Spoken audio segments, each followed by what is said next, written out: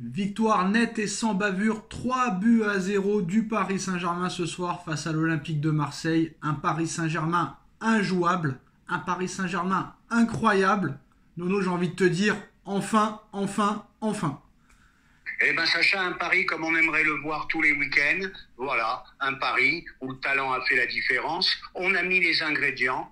On a répondu aux 15 premières minutes à l'impact physique des Marseillais. Pardon, j'ai un chat dans la gorge. Et puis voilà quoi. Et après, le talent fait la différence.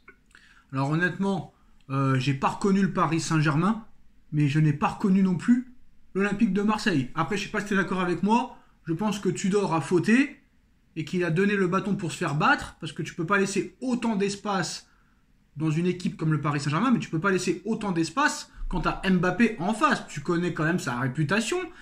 Là, franchement, j'ai envie de te dire, il a vraiment donné le bâton pour se faire battre, mais heureusement, le Paris Saint-Germain en a profité.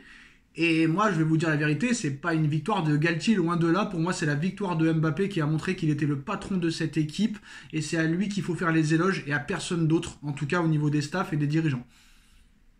Eh ben Sacha, on va dire que ça va être le match référence de cette année. Voilà, un PSG comme j'aime le voir, un PSG qui met les ingrédients, un PSG où j'ai retrouvé un milieu de terrain. Je sais que j'ai beaucoup critiqué un Ruiz, un nouveau Ruiz. On a découvert un nouveau Ruiz aujourd'hui, un Vitinha qui est revenu. Qu'est-ce que tu veux que je te dise? Quand tu as un milieu, quand tu mets l'impact, quand tu mets les courses, quand tu mets tous les ingrédients, c'est plus la même. Le talent fait la différence. Alors, on a envie de te dire le coup classique, très clairement. On va pas se mentir. Mbappé, c'est lui le patron de ce club. Mbappé, c'est lui qui vient devant les caméras en t'expliquant qu'il faut bien manger, en expliquant qu'il faut bien se préparer, qu'il faut bien dormir. Respectez ce joueur. Je vous demande juste une chose. Ne me parlez pas de ses défauts. Parlez-moi de son... Non, attends. Je suis désolé. Respectez ce joueur. Je ne sais pas ce que vous avez contre lui.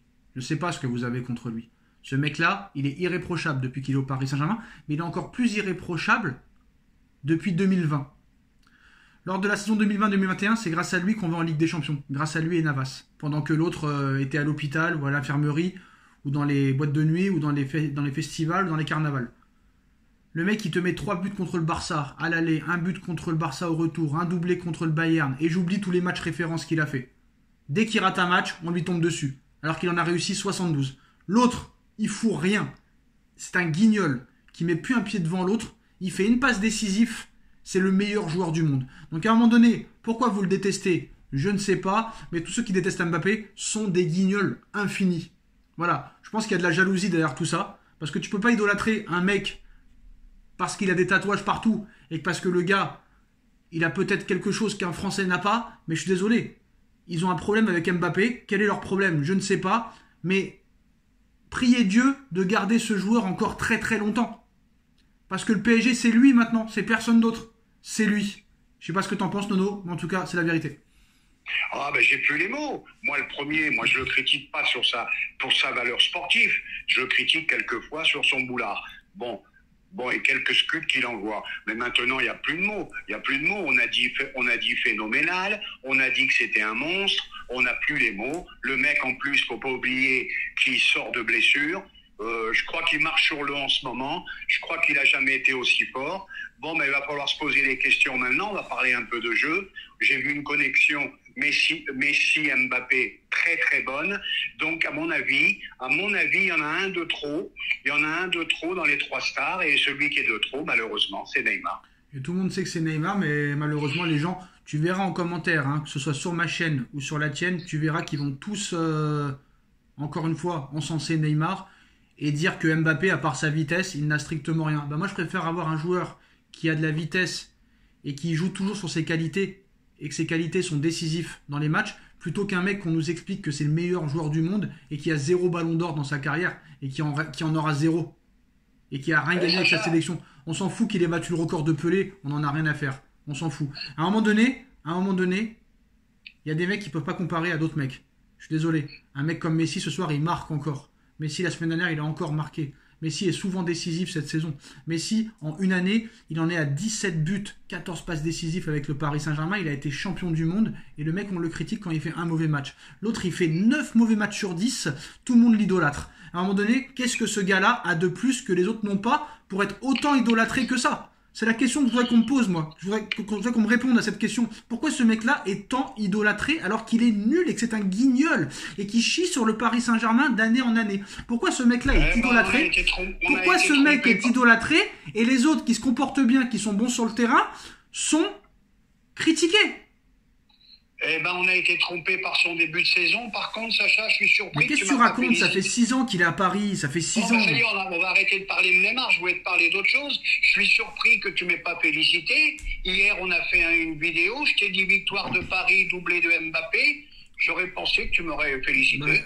Ouais, bon, je peux te féliciter, mais moi, on m'a pas félicité quand j'ai dit que Marseille allait gagner en Coupe de France, que Monaco allait gagner en Ligue 1 et que le Bayern allait gagner en Ligue des Champions. Hein. Bon, certes, toi, tu m'as félicité quand même. Donc, je te félicite, franchement, ce soir. Ouais. C'est du grand art. C'est de la bonne analyse.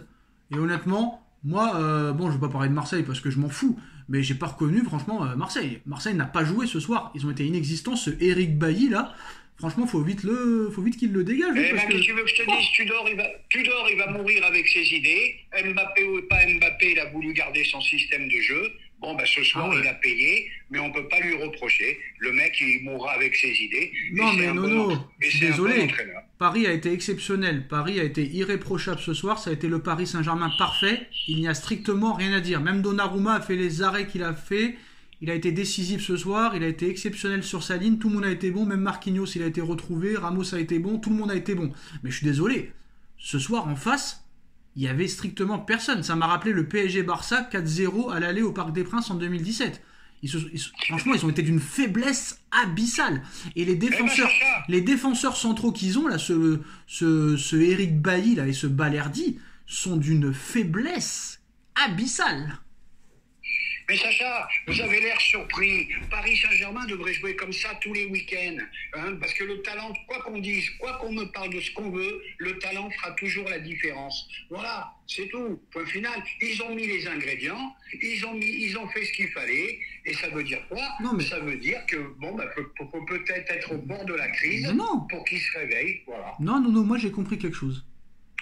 Je peux pas te garantir qu'ils vont jouer comme ça à tous les matchs. J'espère juste qu'ils feront le même match à Munich. Et je pense qu'il y aura la place de le faire. Mais voilà, tu vois le duo Messi-Mbappé ce soir. Ça se passe de commentaires. Tu vois le Vitinha qui est libéré. T'as bien vu qu'on a parlé de certains clashs entre Vitinha et Neymar depuis quelques temps. Ah ouais. Vitinha libéré quand Neymar ne joue pas. Bon, maintenant je crois que là, très clairement ce soir, on a bien vu, Nono, d'où venait le problème du PSG. Et moi je vous le dis la vérité, j'ai pas peur de le dire. Ce Neymar est un problème au PSG. Mais il n'y a pas que lui. Mais c'est l'un des problèmes depuis des années.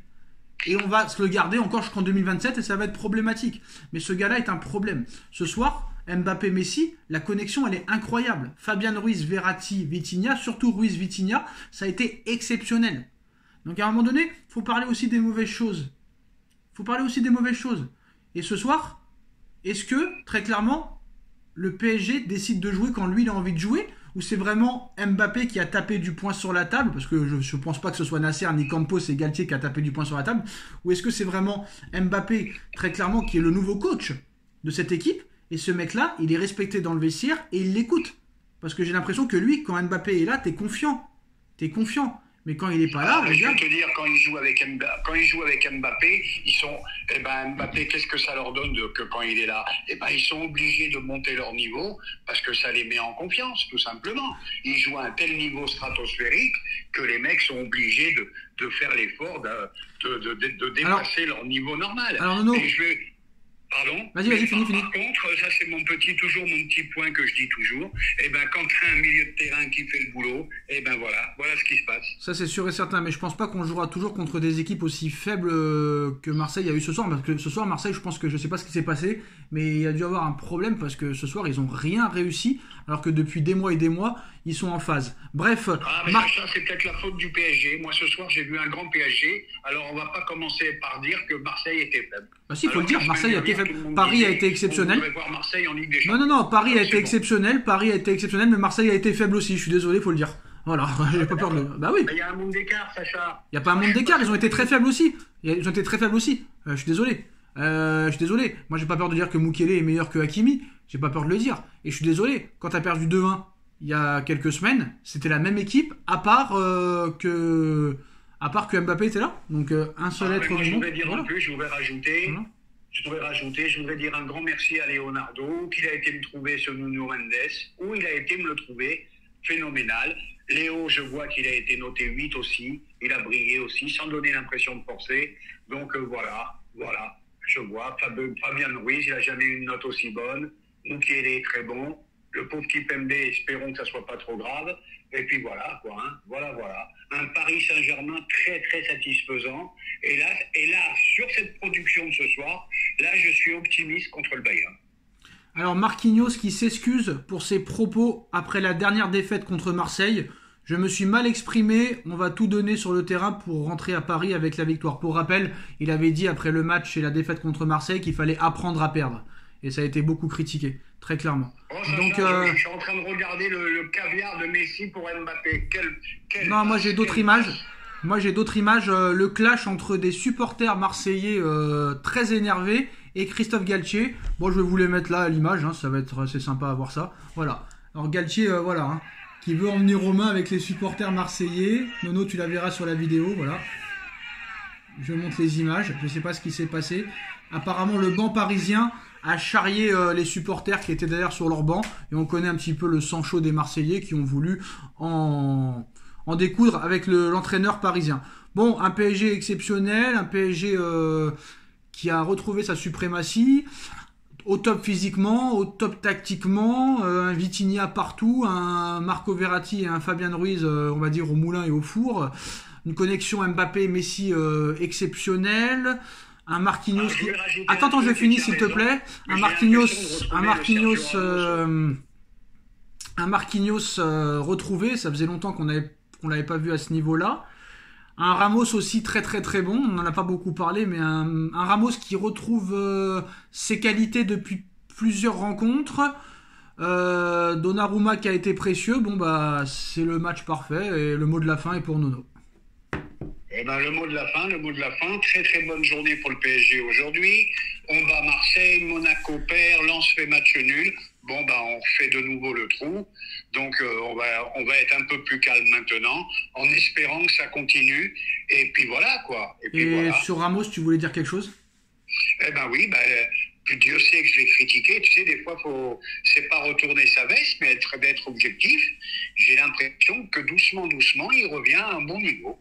Ouais, depuis quelques matchs, il est mieux. Depuis son but en Coupe de France contre Marseille, il est à un bon niveau, il retrouve ses qualités. Maintenant, la question que tout le monde se pose, et c'est pour ça qu'il faut rester très très très très prudent, est-ce que ça va durer sur le long terme ? En tout cas, j'espère. Voilà, c'est ça qu'il faut se poser la question. Et une autre satisfaction, ça fait très longtemps que j'ai pas vu Marquinhos rendre une copie pareille.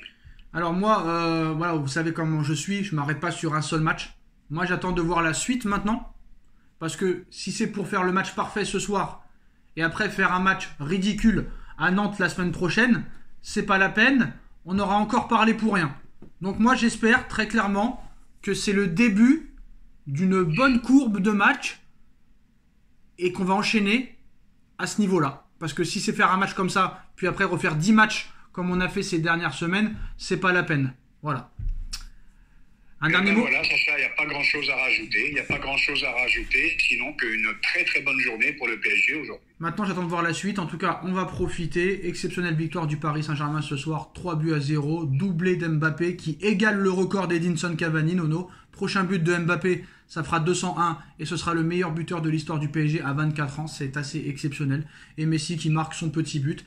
Maintenant, le seul regret que j'ai ce soir, Nono... Je voudrais aussi que tu parles pas que du but de Messi, de ses passes décisives aussi. Hein. J'en ai parlé tout à l'heure, faut suivre. Pardon. Et surtout, je ne sais plus ce que je voulais dire. Oui, le seul regret que je peux avoir, c'est le nombre d'occasions ratées. Et dommage que... je suis d'accord avec toi. Dommage parce que là, très clairement, ça aurait pu rester dans les annales du Classico et ça aurait pu finir à 5, 6 ou 7. C'est dommageable. En tout cas, maintenant, on va attendre le prochain match pour voir ce qui va se passer. Et on va aller à Nantes et après, on va aller au Bayern. Donc, il faudra faire le même genre de match face au Bayern. Merci Nono d'avoir été là. Et on se retrouve très vite pour une nouvelle vidéo. Et allez Paris jusqu'à la mort. Tchuss.